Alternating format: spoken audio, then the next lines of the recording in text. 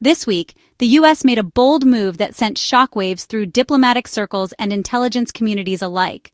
In its ongoing standoff with Venezuela, Washington dramatically raised the stakes, signaling a new phase in a conflict that has simmered for years. On August 7, 2025, Attorney General Pam Bondi stood before the press and announced a stunning escalation. The reward for information leading to the arrest or conviction of President Nicolás Maduro would double, soaring to an unprecedented $50 million. This is not just a headline-grabbing figure, it's one of the largest bounties ever placed on a sitting head of state, a sum that dwarfs most previous offers and underscores the seriousness of the U.S. campaign. The U.S. hopes this massive sum will tempt insiders, bodyguards, officials, even close confidants, to break ranks and provide the crucial information needed to bring Maduro to justice. The reward, which was first set at $15 million in 2020 and then raised to $25 million, now reflects a renewed aggressive U.S. posture.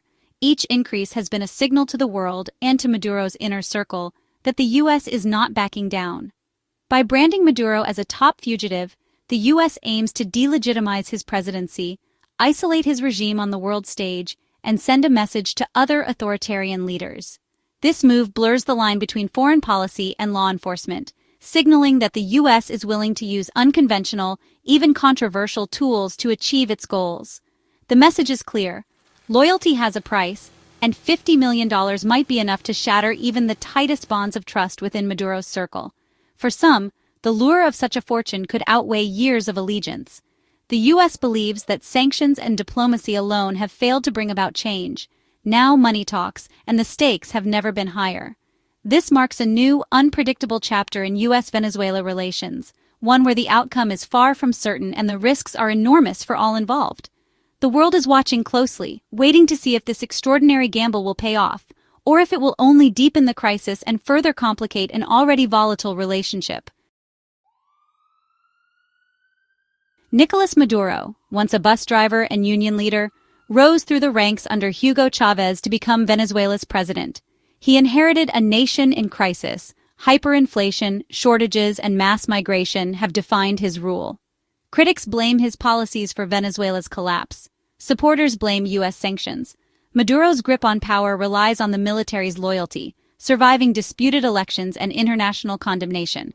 Despite being labeled a pariah, he remains defiant, casting himself as a revolutionary resisting U.S. imperialism. The $50 million bounty is the latest U.S. attempt to break his hold on power. The U.S. case against Nicolás Maduro is built on a foundation of grave criminal charges, going far beyond the realm of political rivalry or diplomatic disputes.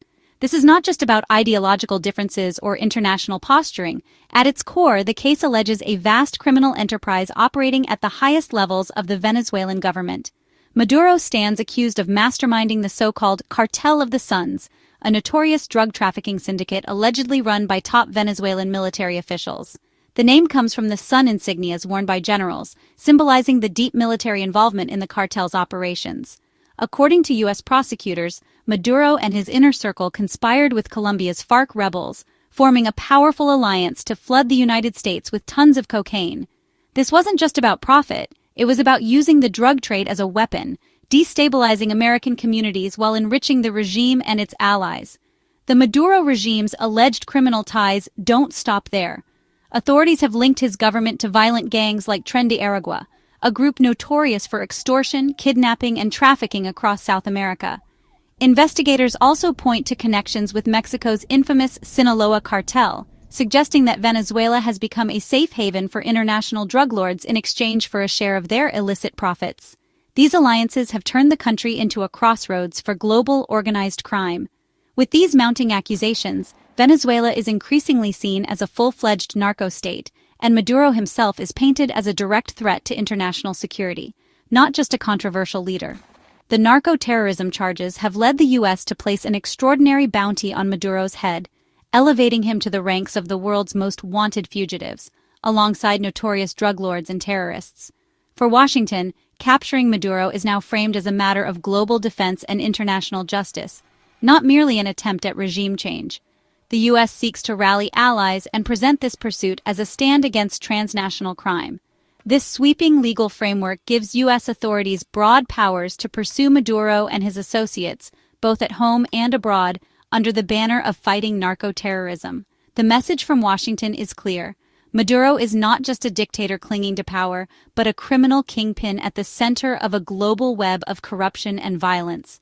The stakes in this case have never been higher, with the world's attention fixed on the outcome and the potential consequences for international law and order. As the investigation unfolds, the world is watching closely to see if the evidence will stand up in court and whether justice will finally catch up with Nicolás Maduro. U.S. authorities point to years of drug seizures, 30 tons of cocaine linked to Maduro's network, with 7 tons tied directly to him. Over $700 million in assets, jets, cars, luxury real estate, have been seized from Maduro's circle. Intelligence and informant testimony allegedly place Maduro at the top of the cartel of the Suns. U.S. officials claim Venezuela is a hub for transnational crime. Collaborating with groups like the Sinaloa Cartel and Tren de Aragua, evidence includes intercepted shipments, financial trails, and defectors' accounts. The U.S. says this proves Maduro's regime profits from crime on a grand scale. These findings underpin the $50 million bounty. The goal: break the regime's criminal infrastructure. The case is built on drugs, money, and betrayal. Caracas has fiercely rejected the U.S. accusations and the $50 million bounty. Maduro's government calls the charges political propaganda, a desperate attempt by Washington to undermine Venezuelan sovereignty. Officials claim the U.S. is using lawfare to distract from its own scandals and failures. They argue Venezuela is the victim of an economic war, blaming U.S. sanctions for the country's suffering. Maduro frames himself as a defiant leader resisting imperialism, mocking the U.S. charges in public addresses. His supporters see the bounty as proof of American overreach and a violation of international law. The counter-narrative: the U.S. has no right to target a sitting president. This standoff ensures no easy resolution. The conflict remains deeply polarized, with both sides entrenched. Maduro's 2024 re-election was widely condemned as fraudulent. Opposition was suppressed, and the process was seen as a sham by international observers. The US, EU, UK, and Latin American nations refused to recognize the results, isolating Maduro further. New sanctions targeted his inner circle, tightening the economic noose.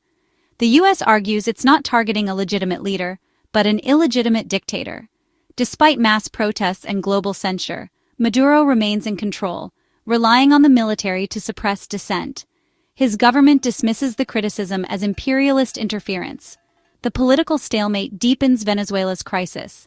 The legal pursuit of Maduro is now both a political and explosive international issue.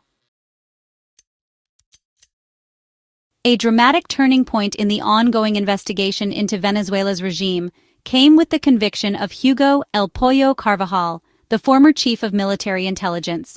Known for his deep ties to the highest levels of power, Carvajal was once considered untouchable within the government's inner circle. After years of evading capture, Carvajal was finally extradited to the United States, where he faced serious charges. In a stunning courtroom moment, he pleaded guilty to drug trafficking and narco-terrorism, admitting to crimes that spanned continents and implicated powerful figures. For Nicolás Maduro, this development is nothing short of a nightmare. Carvajal, once a trusted ally, possesses intimate knowledge of the regime's darkest operations and hidden dealings, secrets that could unravel the very fabric of Maduro's power. Carvajal is now expected to provide detailed testimony and hard evidence, directly implicating Maduro and other top officials in the notorious Cartel of the Suns, a criminal network accused of trafficking vast quantities of cocaine. The gravity of Carvajal's cooperation may have prompted the U.S. government to double the bounty on Maduro, signaling a renewed determination to bring the Venezuelan leader to justice and a belief that a breakthrough is within reach. Carvajal's betrayal has sent shockwaves through the regime, cracking its once impenetrable wall of silence and exposing vulnerabilities that were long hidden from the world. His guilty plea not only validates U.S. allegations but also emboldens prosecutors, giving them a credible insider whose words carry significant weight in court. With Carvajal's cooperation, the case against Maduro now has a powerful new dimension, an insider's voice that could tip the scales of justice. The stakes for Maduro's regime have never been higher, as officials brace for the potential fallout from Carvajal's revelations and the possibility of further indictments.